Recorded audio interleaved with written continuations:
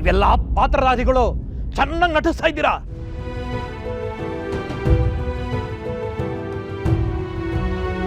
ಅಣ್ಣ, ನಿಜವಾಗ್ಲೂ ನೀನು ಅನ್ಕೊಂಡಾಗ ಏನೂ ಆಗಿಲ್ಲ ಅಣ್ಣ. ನಮ್ಮ ಮಗಳು ತೀರ್ಕೊಂಡಿದ್ದಾಳೆ ಅಂತ ತಿಳ್ಕೊಂಡು ನಾವು ಅವಳು ತಿಥಿ ಕಾರ್ಯ ಕೂಡ ಮಾಡ್ಬಿಟ್ಬೇಡ. ಆದ್ರೆ ಅವಳು ನಿನ್ ಜೊತೆಗಿದ್ಲು.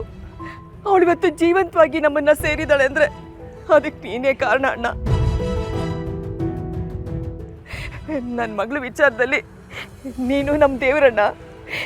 ನಿನಗೆ ಎಷ್ಟು ಕೃತಜ್ಞತೆ ಹೇಳಿದ್ರು ಸಾಲದಣ್ಣ, ಎಷ್ಟು ಕೃತಜ್ಞತೆ ಹೇಳಿದ್ರು ಸಾಲದು. ಒಂದು ಸಲ ನಂಬಿಕೆ ಕಳ್ಕೊಂಡಿದ್ಯಾ, ಇನ್ನೊಂದ್ಸಲ ನಂಬ ಮೂರ್ಖ ನಾನಲ್ಲ. ನೋಡು, ನಾನು ಇಲ್ಲಿಗೆ ಬಂದಿರೋದು ಇದೇ ನೆಪ ಇಟ್ಕೊಂಡು ನೀನು ನಮ್ಮನೆ ಹತ್ರ ಬರೋದಾಗ್ಲಿ ಅಪ್ಪನ ಹತ್ರ ನನ್ನ ಮಗನ ಹತ್ರ ಮಾತಾಡೋದಾಗ್ಲಿ ಮಾಡಬೇಡ ಅಂತ ಹೇಳೋದಕ್ಕೆ. ಇಲ್ಲ ಅಣ್ಣ, ನಾನು ಹಾಗೆಲ್ಲ ಏನು ಮಾಡಲ್ಲ ಅಣ್ಣ. ನನ್ನ ಮಗಳು, ನಿನ್ನ ಮಗಳು ನೂಲಿ ಅಂತ ಸೀರೆ, ತಾಯಿ ಅಂತ ಮಗಳು ಅಂತ ಹೇಳೋದು ಸುಳ್ಳಾಗ್ಲಿಲ್ಲ ನೋಡು. ನೀನು ಮಾತ್ರ ಹೀಗೆ ಅನ್ಕೊಂಡಿದ್ದೆ, ಆದ್ರೆ ನಿನ್ನ ಮಗಳು ನೀನು ಹಾಗೆ ಮೋಸ ಮಾಡೋದು ಅಂತ ಅನ್ಕೊಂಡಿರ್ಲಿಲ್ಲ.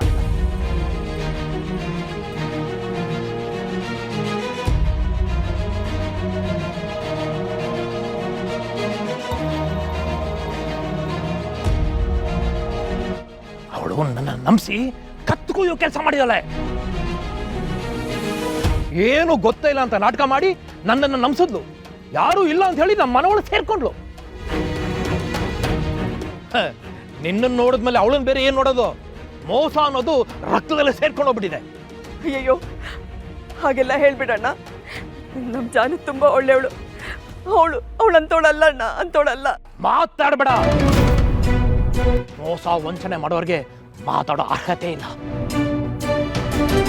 ನೆನ್ಪಿಟ್ಕೋ, ನಮ್ಮ ಮನೆ ಹತ್ರ ಬಂದ್ಯೋ ನಾನು ಮಾತ್ರ ಸುಮ್ಮನೆ ಇರಲ್ಲ.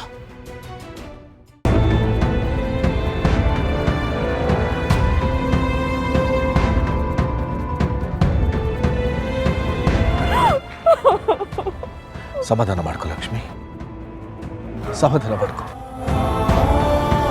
ಹೇಗ್ರಿ ಸಮಾಧಾನ ಮಾಡ್ಕೊಳ್ಳಿ? ನೋಡಿದ್ರಲ್ಲ ಅಣ್ಣ ನಮ್ಮನ್ನ ಎಷ್ಟು ತಪ್ಪಾಗಿ ತಿಳ್ಕೊಂಡಿದ್ದಾರೆ ಅಂತ. ಇದನ್ನೇ ನಿನ್ಗೆ ಹೇಳಿದ್ದು. ಒಂದೊಂದ್ಸಲ ಸುಳ್ಳು ಎಷ್ಟು ಬಲವಾಗಿರುತ್ತಂದ್ರೆ ಸತ್ಯನೇ ಮರೆ ಮಾಚ್ಬಿಡುತ್ತೆ. ಸಮಯ ಬರುತ್ತೆ, ಆಗ ಸುಳ್ಳು ಯಾವುದು ನಿಜ ಯಾವುದು ಎಲ್ರಿಗೂ ಗೊತ್ತಾಗುತ್ತೆ. ಅಲ್ಲಿ ತನಕ ನಾವು ತಾಳ್ಮೆಯಿಂದ ಇರಬೇಕಷ್ಟೇ. ಸಮಾಧಾನ ಮಾಡ್ಕೊ.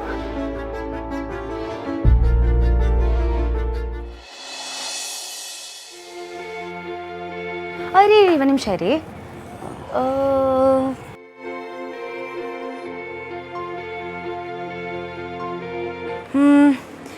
ಇದು ಎರಡರಲ್ಲಿ ಯಾವ್ದು ಇಷ್ಟ ನಿಮಗೆ? ಇದೇ ತಗೊಳ್ಳಿ, ಇದೇ ಚೆನ್ನಾಗಿರುತ್ತೆ. ನಂಗೊಂದು ಇದು ತಗೋತೀನಿ. ಯಾಕ್ರಿ ಒಂಥರ ಆಗ್ಬಿಟ್ರಿ? ನಾನು ಶಾಪಿಂಗ್ ಮಾಡ್ತಿರೋದು ನಿಮ್ಗೆ ಇಷ್ಟ ಆಗ್ತಿಲ್ವಾ? ಹಾಗೇನಿಲ್ಲ ಜಾನ್ವಿ ಅವರೇ, ನಿಮಗೇನು ಇಷ್ಟನೋ ಅದನ್ನು ನೀವು ಕೊಂಡ್ಕೋಬಹುದು. ನನ್ನ ಕಡೆಯಿಂದ ನಿಮ್ಗೆ ಯಾವ ರೆಸ್ಟ್ರಿಕ್ಷನ್ಸು ಇಲ್ಲ. ಅಯ್ಯೋ, ನಾನು ಇಲ್ಲಿಗೆ ಬಂದಿರೋದೇ ನನಗೇನು ಇಷ್ಟ ಅದನ್ನು ತೊಗೊಳೋದಕ್ಕೆ. ನೀವು ರೆಸ್ಟ್ರಿಕ್ಟ್ ಮಾಡಿದ ತಕ್ಷಣ ನಾನು ತೊಗೊಳ್ದೇ ಇರ್ತೀನಾ? ಒಂದು ನಿಮಿಷ ಬಂದೆ.